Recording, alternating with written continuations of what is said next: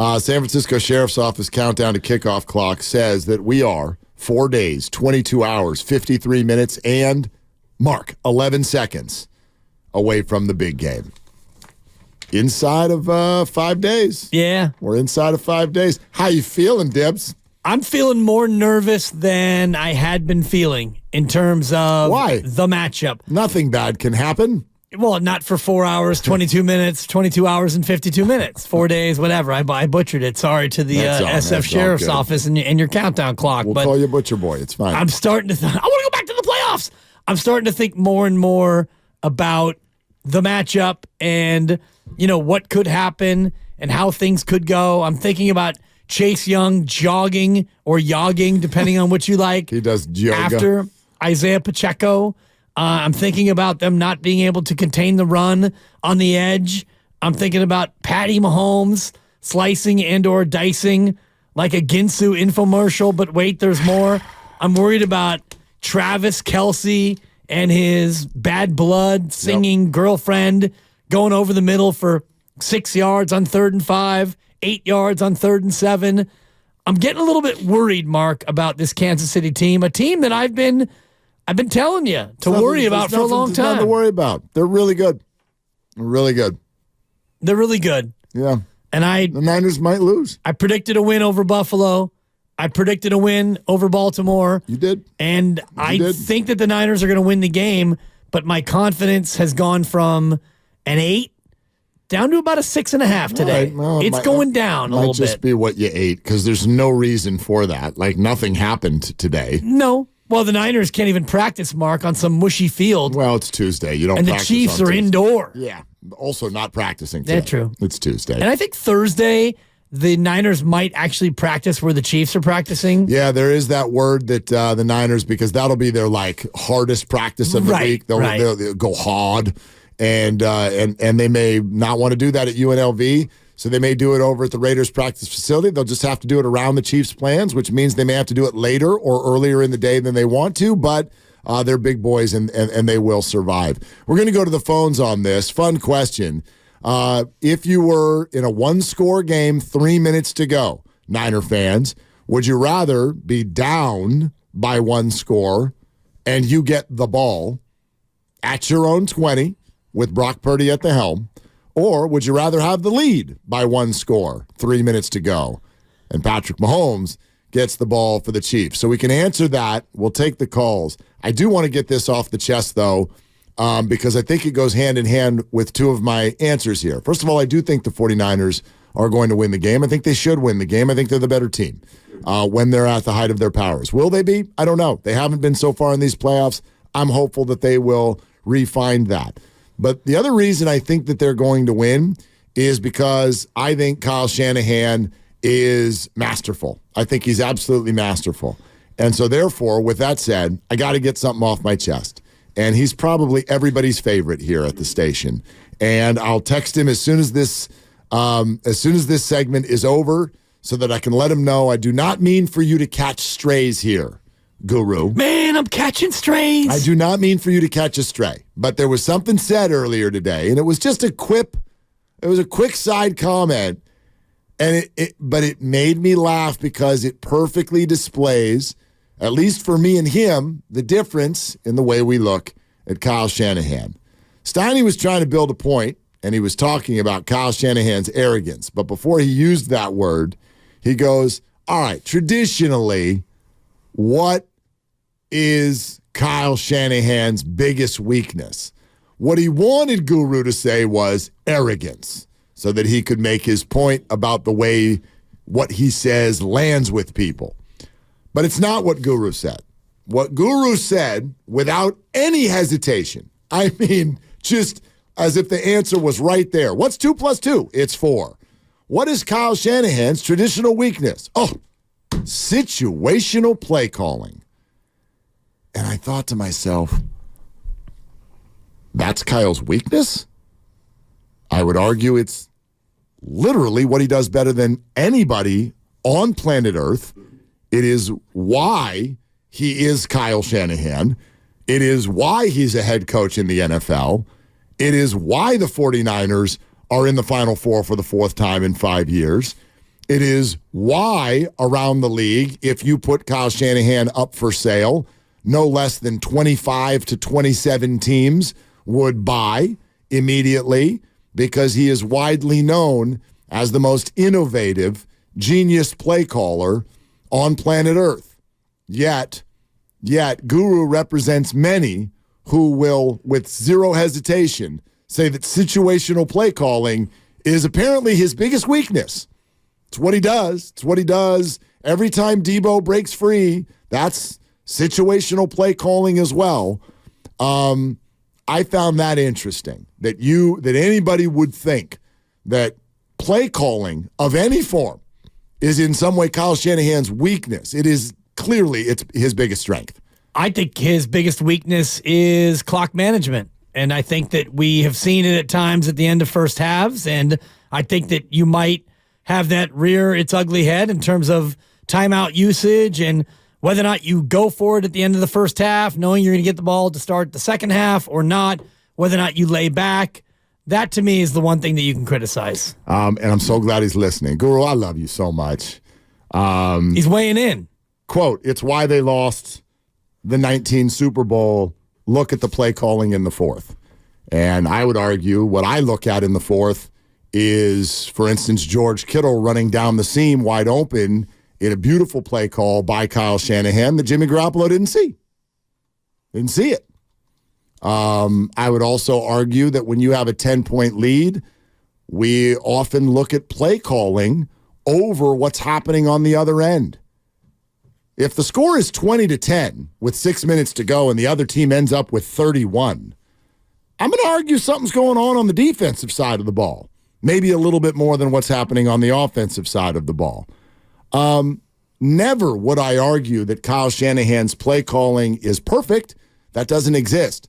Remember the what we played earlier. Listen to what Kyle said just last night. He's being asked about Brock Purdy and the game manager narrative, but listen to what he says about systems in the NFL. Well, it's such a weird conversation to hear the whole world talk about this, but in my opinion, there's no such thing as a great quarterback if you can't be a game manager. So I don't get how being a system quarterback and a game manager is a negative. The job of a quarterback is to manage the game, and it is to run the system. The system's what you work on all week. That's what the O-line works on. That's what your 5 eligibles work on. That's everything. And the quarterback, if you want to be great, you better be able to run that system, and you better be able to manage the game. But if you want to stay in that position, understand that no system is going to be perfect. Right there. There's going to be times where you have no answers. And if you want to stay there, you better make some plays. And that's how you become a consistent quarterback. You're a game manager, you run the system right, and you can make plays. And if you don't have those 3 things, it's a matter of time. 1 game, 2 game, 2 years, it's a matter of time. But Brock does all 3 of those things, so I don't get what we're talking about. Yeah, I'm with you, Kyle. And when he says no system is perfect, sometimes you don't have answers. I wish we would all watch football in a way of realizing that when a play gets called, there's a millionaire on the other sideline who's trying to stop you, and sometimes he's right. Right. Sometimes the players who execute the play make a play. Or they don't make a play. Or your players mess up and don't see it, or what have you. It's just so hindsight 2020 to look at a play and be like, well, that was the play call. Well, actually, it might not have been. Right. Brock Purdy, those 3 runs, that wasn't the play call. I think what Guru is referring to, and many people have pointed this out, in the Super Bowl, Kansas City scores, and you get the ball back, you're up by 3, and you run it once, and you pass it twice, and you punt it, and you only took 1:03 off the clock. That's what a lot of people look at as the big issue with situational play calling. Mostert gets 5, 2nd and 5, you throw it incomplete, 3rd and 5, you throw it incomplete, and then you punt it back to Mahomes. Instead of 3 runs, take time off the clock. Even if you have to punt it, you at least take time off the clock. Right, but that opinion is based on the passes being incomplete. Correct. Which they could have been complete. They could have been. And if they were complete, and then we But if you run the ball, worked. Even if you run it and you fail, you at least take 40 seconds off the clock twice as opposed to no time off the clock. But that feels like a loser mentality that fans hate. I don't want to, even if you fail, then we get to punt, but there's less time. But if you're running it effectively, and they had been, for the most part. I mean, Patrick Mahomes does not need a lot of time. Right. He does not need you give him, ask Josh Allen, give Patrick 25 seconds and he can ruin your dreams. So, well, they gave him 5-10 and he scored twice. Exactly. They scored 3 times in the final 7 minutes of that game. So a lot of people who have that same opinion, you should have just run the ball, are the same people that are saying that Dan Campbell should have gone for the jugular before halftime. Right. Why would you do that? So sometimes you fight aggression with aggression, not I'm going to submit that you're going to beat us, so allow me to bring the clock down and lessen your chance to beat me. No, keep the ball. Get a first down. That's how you keep Patrick Mahomes completely off the field. But if you don't execute with a quarterback that you don't really have a lot of faith in, is that really putting your best foot forward? I guess I'm just saying. I'm with you in terms of... The phrase is if you don't execute, which means it doesn't matter. That could be pass. That could be run. Of course. That could be flea flicker. If you don't execute, you punt. And that's where this discussion for me always falls a little short, because if Dan Campbell on 4th and 2 has his wide receiver, Reynolds, catch the ball, if he catches that pass and you move the chains and you go on and you win it, it's, oh my God. Genius. He's biting kneecaps. That's right. He's got the biggest rocks in the building. Dan flipping Campbell. Oh, the courage on this guy to go for it in that spot. Man, Dan, coach of the year, coach of the decade. But Reynolds drops the ball and the Niners score on a doink off a face mask, and then you fumble and the game is tied. So now all of a sudden, we're not biting kneecaps. We're chopping off our own leg to spite our face. And it's the same thing here with Shanahan. So I know what Guru's saying, and I'm citing the sequence that Guru, I would imagine, is talking about. But if Garoppolo hits Kittle and you move the chains and then you go back to running it and then he hits Kendrick Bourne and you move the chains again, and Mahomes never gets the ball back and you win the Super Bowl, we're not saying a word about the play calling. And that is my belief. If Garoppolo sees Kittle and hits him, the Niners win. Third down. Well, and he had Emmanuel Sanders, and that was in the subsequent drive when they were down by 4. No doubt. But that's a tough throw. That's a tough throw. He overthrew him by 5 yards, Coach. I know. Coach. Brock Purdy overthrew Brandon Ayuk by 5 yards. It hit a helmet and they won. Right. So, the difference. You know what I mean? Yeah. That's all. That's all I'm saying, man. No, and I think that's a great way to parallel it. He knows how to call a play.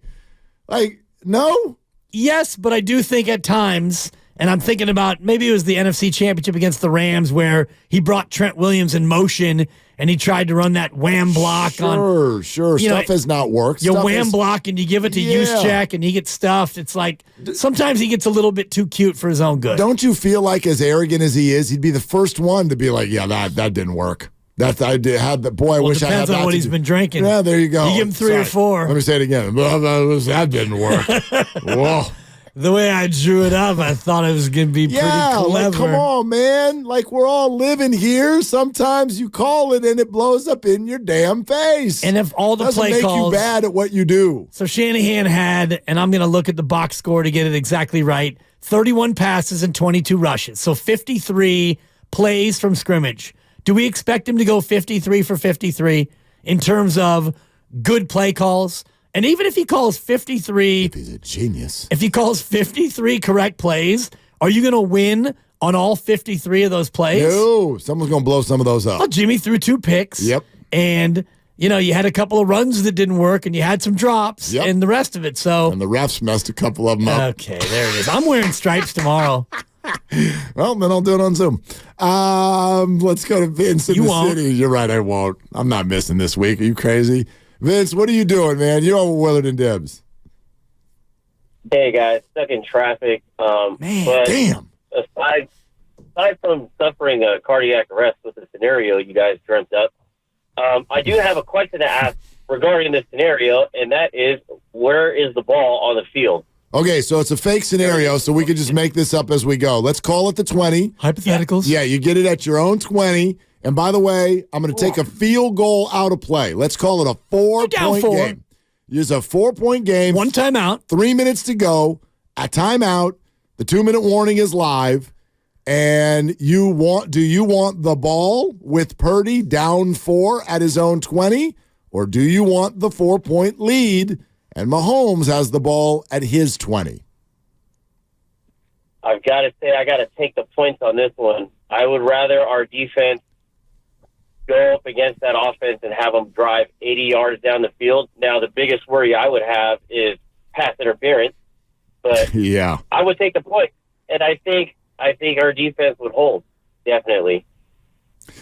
You know what, Vince? As much as, because Dibs, you answered, give the rock to Brock. Give the rock to Brock. I don't want Patrick Mahomes on the field running around, throwing underhand and behind the back. No, thank you. I think that's the first, and this is the Mahomes fear, which is building every day right now. Yeah. With good reason. He's so flipping good, it's ridiculous.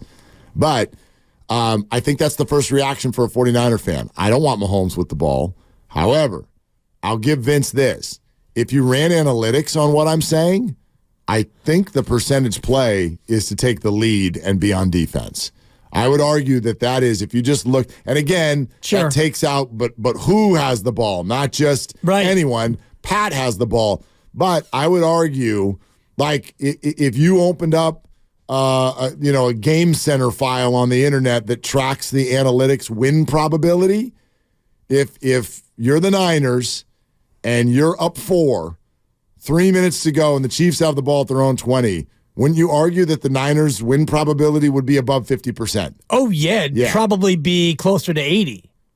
It'd be 75 or 80. And what about the other way around? Chiefs up 4. Brock Purdy's got the ball at his own 23 minutes It's the same. to go. Yeah. I mean, it might be a little bit higher for the Chiefs because it's Purdy and not Mahomes, with all respect to Brock Purdy. And I know he's done it here in the playoffs where there were 6 minutes left and he led the team down the field. Much different when you have 6 minutes because the threat of running is a lot greater than if it's 3 minutes in our hypothetical scenario. But for me, yes, the lead is great, but I don't want the lead with Mahomes on the field. I'd rather have the deficit. And let's go, Brock. Let's go, Mr. Irrelevant. Let's have the Chiefs have the ball, but sub out Mahomes and go with Chad Henne. Is that who their backup is? I don't even know if that's their backup. I was going to say Chase Daniel, but I know it's not. Is it Blaine Gabbert? I don't Gabby, even know. Gabby. I don't even know. Let's go to Eric in Napa. Hi, Eric. What you doing? Hey, how's it going, guys? Big fan of the station here. Love listening to you guys. Thank you. I just want to say something about Sunday, man. I see a lot of people are heavily favored in Kansas City. And, that's cool. They got Mahomes. They got the coaches. They've been there, done that. But let's not forget, Barack is in his second year. Back in 2001, Brady was in his second year, and he took down the greatest show on turf. So I think we're going to see a lot of similarities. I'm going Niners 24. Niners 27, Chiefs 24. Eric, thank you. Yeah, I think Eric. I think that's really high scoring is what I think. I've long thought 24 is the magic number in this game. Lawler's Law, first one to 24 wins. Nice. Although, if somebody gets, obviously, if the Chiefs go well over that, the Niners are dust. I don't think you want to get into a back and forth with Patrick Mahomes. But traditionally, the better defense is the one to bet on in a game like this. I just don't know if that's the Niners anymore. It's not. Yeah, it should be. But it's not. It's just not. And if you look at the metrics and you look at the season in totality and what the Chiefs did in Baltimore, I think the Chiefs defense right now, with 4 days and 22 hours and change to go, the Chiefs defense is better than the Niners defense. I get where you're coming from. That's matchup dependent, though. It is. It's dependent on a whole lot of things.